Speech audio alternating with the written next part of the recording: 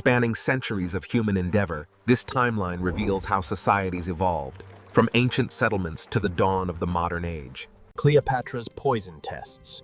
In 47 BCE, while ruling as Egypt's final pharaonic queen, Cleopatra VII turned her intellectual curiosity toward a disturbing pursuit: the systematic testing of poisons on condemned prisoners. The 22-year-old monarch was known for her keen interest in medicine and toxicology.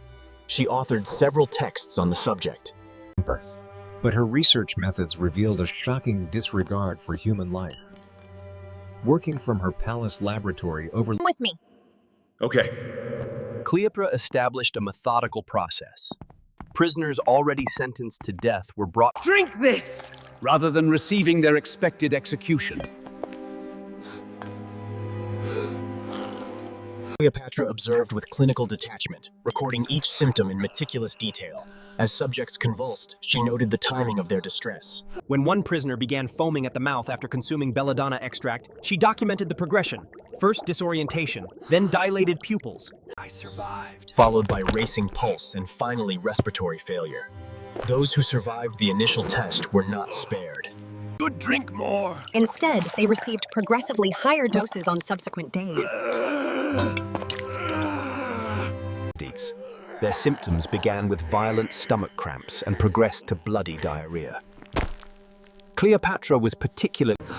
What did you feel? As organs failed. One account described her approach victims during their final moments to ask what of toxins.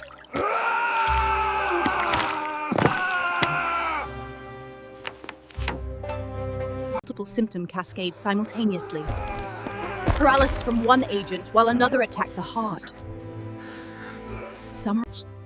Her findings would later inform her own suicide in 30 BCE, when she reportedly chose the relatively Henri de Mondeville's forbidden dissections. In 1315, the respected physician Henri de Mondeville worked in the shadows of Montpellier, France. By day, he taught surgery at the prestigious medical school, advocating for wound cleanliness in an era when most doctors believed pus was beneficial. But as darkness fell, Mondeville's pursuit of anatomical knowledge led him to cross boundaries that would horrify even his most progressive colleagues. Medieval medicine remained largely based on ancient Greek texts that contained significant errors. He began by examining corpses obtained through bribes to cemetery caretakers. His initial dissections were performed on The positions of organs, the pathways of blood vessels, they didn't match the accepted texts. Soon, examination of the dead wasn't enough. Witnesses later claimed Mondeville paid city guards for access to prisoners condemned to die, instead of public execution. These unfortunates were brought to a stone cellar beneath his residence. There they were bound to wooden tables.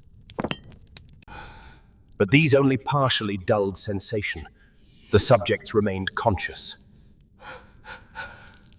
Skin was retracted with hooks, exposing the internal organs of still living subjects, as they gasped and struggled against their restraints. He observed the movement of their intestines, the pulsing of blood vessels, the expansion and contraction of lungs. He inserted probes to trace nerve pathways, noting when certain touches caused specific muscles to spasm.